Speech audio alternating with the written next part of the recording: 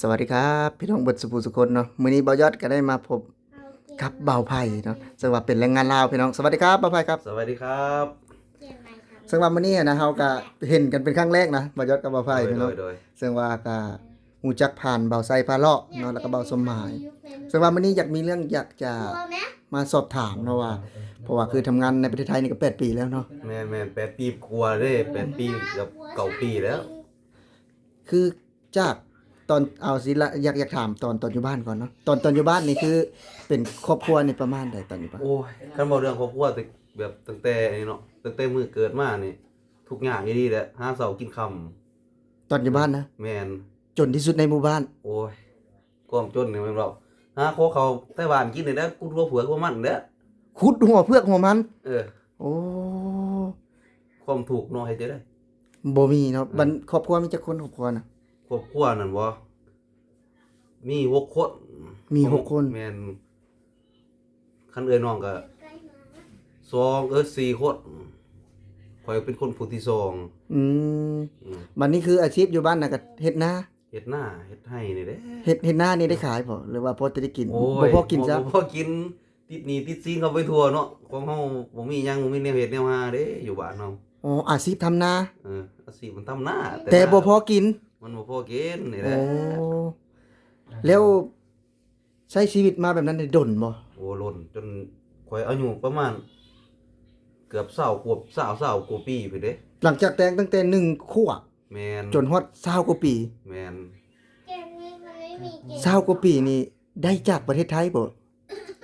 ที่แบบว่ามาแล้วจังได้อยู่ได้กินหั้นนะแม่นอ๋อคันบ่มีพี่น้องเพื่อนบ้านกับโอ้ก็คือสิบ่มีมื้อนี้ดอกซุมื้อนี้ก็ห้วยเฮาก็แบบว่าไงแบบบ่มีรายก็มีผู้กินผู้ใช้หั้นน่ะอืมผู้จนเจือครอบครัวได้ กันเว้าว่าถ้าบ่มีประเทศไทยก็คือจะได้ไปขุดเผือกขุดมันนั้นโอ้ยมาจุนเจือครอบครัวอยู่เนาะแต่เพิ่นจะว่าตายเด้อก็บ่ฮู้ โอ้คือแบบว่า เด้มาอยู่ประเทศไทยนี่รวมระยะเวลาเข้ามานี่จักปีแล้วประมาณ8 ปีกับ9 ปีประมาณนั้นแหละอ๋อ8 ปี 9 ปีแล้วเนาะคือถ้าหากว่าบ่ได้มาประเทศไทยก็คือยังใช้ชีวิตแบบเก่าๆเดิมๆอยู่เนาะโอ้ยบ่เกิดบ่เงยดอกอืมคืออยู่บ้านนี่เป็นบ้านไม้บ่บ้านปูนตอนอยู่บ้านตะกี้บ่ตะกี้โอ้ยบ้านใหม่ก็ฝากเฮานี่แหละก็ซับก็ฝากเฮานี่แหละแอมอ๋อโอ้เอออืมมุ่งยาวไม้ยาฆ่าเฮานี่แหละไว้ตรงทางกว้างจากตัวไว้ตรงทางกว้างอ๋อไว้นี่ประมาณไว้สำนี้เออใบสำใบ แล้วก็ยิบคือว่าคนลาวส่วนหลายก็เนาะสมัยสักแม่3นคนอายุ30อ่ะจะฮู้ว่าประมาณนั้นเนาะคือแบบว่า แม่น จะบ่ได้มีเมื่อก่อนจะบ่ได้มีแบบว่าบ้านปูนเด้เนาะ บ่มีแล้วโอ้ยสิไปกล่าวถึงตัวนั้น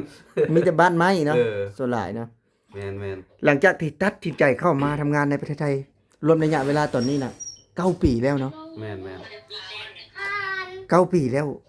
ได้หยังแน่จากการทำงานในประเทศไทยนะโอ้หลายๆอย่างเด้เรือนซ่านบ้านซองก็มีพออยู่ว่าซั่นซะอืมพออยู่แบบแต่เดี๋ยวนี้ก็เฮ็ดเรือนก็เบิดประมาณ3-4 แสนนี่แหละ เฮ็ดเฮือนนะแม่น400,000 บาทนี่แม่นโอ้ บ่แม่น4 แสนบ้านเฮาได้ คือเงินนี่เก็บจากประเทศไทย แม่น ล้วนๆเลยบ่ แม่น พี่น้องก็มาทำงานในประเทศไทย แม่น อ๋อก็คือเก็บรวมกันว่าซั่นซะ แม่น โอ้ทำงานในประเทศไทยพี่น้อง9 ปีเนาะหลังจากที่อยู่บ้านน่ะอยู่มาแบบว่าตั้งตั้งแต่อายุอะเกิดมาน่ะพี่น้องเนาะก็เป็นครอบครัวที่ลำบากเนาะเพิ่นว่าเป็นครอบครัวที่ลำบากแล้วก็แบบว่า ถือว่ายากอะนะพี่น้องแต่ว่าพอได้มาประเทศไทยเพิ่นก็มีชีวิตการเป็นอยู่ที่ดีขึ้นเนาะถือว่า9 ปีนี่มีบ้านเนาะถือว่าสร้างบ้านในมูลค่าประมาณ400,000เนาะแม่น4 แสนกับ5 แสนประมาณพุ่นแล้ว แล้วเราได้หยังอีกในบัดนี้ ฮะห้วยดินดอนต้นหญ้าซุมื้อนี่ก็มีน้ำเขาแล้วเนาะรถล่างซาหน้าก็มีหมู่มีรถใหญ่เฮาก็มีรถใหญ่เออ รถแบบใดรถใหญ่นี่เพราะว่า FC บางไทยมันเพิ่นบ่เข้าใจนะ รถใหญ่บ่ก็คล้ายแบบรถอิหยังว่าเคยเรียกว่าอิหยังรถบ้านเฮารถ วิโก้บ่ บ่แม่นแบบพวกรถ Hyundai เฮานี่นะ อ๋อรถกระบะเนี่ย รถกระบะ Hyundai อ๋อ เฮานี่แหละ รถกระบะนี่ได้เงินจากประเทศไทยซื้อมันเนาะแม่น อ๋อก็คือรวมกันบ่พี่น้องหรือว่า แม่ ไง นหาช่วยกันเอื้อน้องนี่แหละหาช่วย อ๋ กันเนาะ อคือถ้าหากว่าบ่มาประเทศไทยนี่คือจะบ่มีโอกาสเนาะ สิบอก สมมุติว่าคือเฮ็ดงานอยู่บ้านนี่คือจะบ่มีโอกาสบางตรงเนาะ เฮาบ่ได้ทำเลยเฮียนเนาะเฮาบ่มีหยัง อ๋อ เฮียนเฮาก็บ่ได้เฮียนก็ย้อนเฮาความทุกข์ อ๋อบ่ได้เรียนหนังสือว่าซั่นซะโอ้ยพอบ่ได้เฮียนหนังสือเด้ เอาเรียนจบปอได้เจ้านะ บ่ได้เรียนแหละ บ่ได้เรียนเลย บ่ได้เรียนเลยย้อนความทุกข์ความยากจังได้จะได้ เอาสมมุติว่าคือผู้สาวเสร็จมาได้แบบนี้ก็อ่านได้นะ อ่านตัวไทยบ่ได้อยู่หน่อยนึง อ้าวตัวลาวได้ซะ อ่านบ่ได้ บ่ใส่ ว่า คนลาว อ่านหนังสือลาวบ่ได้ บ่ได้ แต่อ่านหนังสือไทยได้ เป็นหยังคืออ่านได้เบิ่งในโทรทัศน์บ่ เบิ่งในโทรศัพท์เบิ่งเฮาเบิ่งแบบการแบบพวกเฮาอยู่พี่เฮิงเนาะเฮาก็พออ่านได้นะแบบเบิ่งจำใส่ความแบบ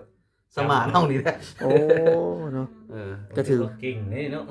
แบบก็ถือว่าแบบว่ามันเป็นอีกหนึ่งเรื่องราวนะพี่น้องเนาะบ่แม่นแต่ได้เงินเนาะที่เบิ่นเงินสร้างบ้านเนาะเงินซื้อที่ได้จากประเทศไทยพี่น้องความรู้เนาะตัวหนังสือตัวอักษรเพิ่นก็ว่าเพิ่นได้แต่ภาษาไทย ทั้งที่เพิ่นก็บ่ได้เรียนนะเนาะบ่ได้เรียนแต่ว่าซึมซับทำงานในประเทศไทย9ปีนะพี่น้องซึมซับอ่านภาษาไทยออกเนาะแต่ภาษาลาวนี่เพิ่นอ่านบ่ออกเลยคือย อมตัวนี้ คือบ่มีโอกาสได้เรียนเลยเนาะ บ่ เข้าป .1 ก็บ่ได้เข้า บ่ได้เข้าเลย โอ้พี่น้องเนาะ กันอยู่บ้านคือว่าได้อยู่บ้านนั่นสิเฮ็ดหยัง ก็คือ หนึ่งเฮาบ่ได้ทำบ่ได้เรียนสิไปเฮ็ดหยังบ่นี่ ก็คือมาทำงานนี่ก็คือได้เงินเดือนเท่าใดตอนนี้ก่อนเนี่ย ตอนนี้ว่า15,000 16,000พุ่นแล้ว เงินเดือนนะ เออ พี่น้องจากคนที่อ่านหนังสือไม่เป็นพี่น้องเนาะถือว่าอ่านหนังสือบ่ออกหรือว่าก็บ่ฮู้เรื่องเลยถ้าหากว่าผู้สาวพิมพ์มาว่าฮักเด้อแบบสิเพิ่นก็อ่านบ่เป็นซับมันนะพี่น้องแต่ว่าอย่างหนึ่งที่แบบว่าบ่ยอดได้เห็นแล้วก็ก็ประทับใจนะนำเพื่อนเนาะว่าซั่นเพื่อนซะคือว่าประมาณอายุราวประมาณเดียวกัน เพื่อนแบบว่าเพิ่นได้มาทำงานน่ะเพิ่นได้ 16,000อ่ะพี่น้องเนาะ16,000ก็10ล้านกี้ถ้าบ้านเฮานะถ้าหากว่าคือเฮาไปเฮ็ดเวียกอยู่บ้านเฮานี่เฮาบ่ได้แน่นอน10ล้านนี่เนาะ โอ้ยจักเขาห้องบ่รับเฮาซำนะเฮาสิไปเฮ็ดอยู่ไสซุมื้อนี่ อื ค ม นบ่เป็นหนังสือหนังเสียนเขาแฮงบ่แนมเบิ่งเด้อเออ คือว่าตัดสินใจมาทำงานในประเทศไทยเนาะหลังจากที่บ่มีหนังสือคันมีหนังคันฮู้จักนี่สมมุติว่าฮู้จักหนังสือนี่ได้หลายบ่บ้านเฮา โอ้คือเก่าแล้วเงินเดือนซ้ำนั่น ได้น้อยคือเก่า ได้น้อยคือเก่าสิจบปริญญากับได้คือเก่าแล้วซ้ำนั่นแหละเสียพันกันผู้จบสูงนี่ ก็คือเพิ่นนี่เพิ่นบ่ได้เรียนหนังสือนะบ่ใช่เพิ่นว่า นั่นแหละ บ่ เดี๋ยวเอาไปใส่ บ่ได้เป็นหนังสือเลยแต่ว่าเพิ่นยังให้คือเก่าอ่ะเฮ็ดงานหยังอยู่นี่นะ เฮ็ดงานบ้านเป็นพ่อบ้านนี่แหละ เป็นพ่อบ้าน แม่นตัดกิ่งหมอกกิ่งไม้ในคอนโด อ๋อ ความสะอาด ทำความสะอาดแบบกวาดใบไม้กวาดใบไม้รอบๆมาข้างแบบ เราปลูกไป อย่างนี้เฮานี่แหละ อ๋อคือ ไม่ได้กิ่งใหม่ตัวใดมันย้อนมันยังกับเฮาก็ตัดเฮาแป้งกิ่ง ตัดต้นไม้นี่ก็เป็นอาชีพอีกเนาะอยู่พี่เนาะ โอ้ เออ กว่าอาชีพได้เงินพร้อมอีก นั่นแหละแบบว่าบ้านเพิ่นน่ะนะตัดต้นไม้ก็เป็นอาชีพ16,000จ้างเนาะ อืม จักอันนั้นจัก 16,000 17,000พุ่นแหล้วรว ไอ้ มบางทีเฮา อ๋อ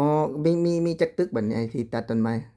บทมันคงข่อยมันสิเป็นคอนโดนะ อ๋อคอนโดนะมีจักบอนมัน จักสั้นน้องอยู่ โอ้27สัน 27ชั้นก็คือเอาแต่บอนเดียวนั้น แม่นข่อยสิเอาเลาะบ่ข้างกับร้านจอดรถจังซี่นะกวดเล็กๆน้อยๆนะแบบ อ๋อก วดด้านจอดทุด้านแบบพวกทางหน้าลิฟต์ทงลิฟต์ทงหยังจังซี่ แม่ไป เฮาก็ใช้ เด็กมันว่าซั่นเนาะ ทูแต่ว่า มันก็มีหลายค คือน ข้างบนมันสิมีแม่บ้านพวกผู้หญิงพวกอิหยังเขาจังซี่นะ อืม แม่บ้านตามสั่นลูกห้องลูกบ้านอิหยังจังซี่เขาสิให้มีหญิง พี่น้อง แต่ละสั่นเขาสิแบ่งกัน หลังจากที่บ่ยอดได้พูดคุยเนาะประมาณหนึ่งก็แบบว่าทั้งที่เพิ่นก็อ่านหนังสือบ่ออกอะพี่น้องเนาะ โอ้ยบ่เป็นจักโตเลย เนาะอ่านหนังสือไม่ออกเนาะแต่มาทำงานไทย สามารถสร้างรายได้ได้10 ล้านนะพี่น้องอ่านหนังสือบ่เป็นเลยนะบ่จักก็ยังแบบว่ายังทึ่งเนาะแล้วก็ยังแบบว่าทึ่งในความสามารถเพิ่นนะที่เพิ่นว่าเข้ามาประเทศไทยเพราะว่าบ่ได้เป็นหนังสือก็ค่อนข้างที่จะค่อนข้างลำบากเนาะเวลาเฮ็ดป้ายเนี่ยเฮามาใหม่เนาะ แม่น ลำบากเด้แต่ว่าเพิ่นก็สู้ชีวิตนะเอาสุดท้ายนี้อยากขอบคุณหยังประเทศไทยนะ โอ้ขอบคุณนายยังแบบขอบคุณเจ้านายขอบคุณเฒ่าแก่แบบว่า กระเจ้าก็นิสัยดีนะแบบว่า กระเจ้าก็บ่เคยบอกว่าหาหยังเฮาสิ อืมเอาอยากขอถามนี่ว่าสิจบแล้วแต่ว่าถ้าเพราะว่าทางเบาไผเนาะเพิ่นว่าเพิ่นบ่ได้เคยให้ว่าเพิ่นเคยว่าเบาไผบ่ว่าเป็นขี้ข้า บ่แบบ ไอ้ขี้ข้าเนี่ยมาตัดต้นไม้ตรงนี้น่ะเคยบ่เอ้า บ่มี อ๋อก ระเจ้าแบบเป็นกันเองแบบเหมือนพี่ๆน้องๆกันเองแบบมีหยังก็เรียกคุยเรียกบอกถ้าเฮาเฮ็ดผิดเขาก็บอกก็เตือนเฮา อ๋อก็เฮายอมรับถ้าเฮาเฮ็ดผิดเนาะ เอ้าก็เฮาเฮ็ดผิดเนาะ สมมุติว่า ตักกระเตือนเขาก็ สมมุติว่า บอก เพิ่นไผ่ตัดต้นไม้ทรงนี้นะสมมุติเนาะทรงสี่เหลี่ยมเฮาไปตัดลงทรงแปดเหลี่ยมนี่ก็ผิดแล้วสมมุติว่า แม่ นะ น เออ เออ ก็เจ้าก็แบบคือเจ้านายเฒ่าแก่แบบว่าแบบผู้ว่าจ้างเฮาก็แบบว่าเว้าง่ายๆว่าเราก็แบบสั่งสอนเฮาบอกเฮาจังซี่นะแบบ การใส่การจ่ายการไปกันมาก็เจ้ายังบอกนะ อ๋อการใช้ชีวิตเนาะ แม่น วิธีเก็บเงินเก็บคำเนาะเอาตอนนี้บ่าวช่องบ่าวไผ่นี่เฮ็ดช่อง YouTube อยู่บ่ เฮ็ดกำลังเฮ็ด กำลังเฮียนเฮ็ดอยู่เดี๋ยวนี้นี่ ไอ้ซื้อได้ซื้อช่อง YouTube บ่าวไฟผ้าหล่อ บ่าวไผ่พาเลาะเดี๋ยว แม่น ถ้าหากว่าผู้ใดอยากเข้าไปติดตามเพิ่นเนาะพี่น้องเนาะสามารถเซิร์ชเข้าไปได้เลยเนาะบ่าวไผ่ชาเลาะบ่าวไผ่พาเลาะ Channel เนาะ แม่น ก็ขอบคุณทางบ่าวไผ่เนาะขอบคุณครับบ่าวไผ่ครับ สวัสดีครับ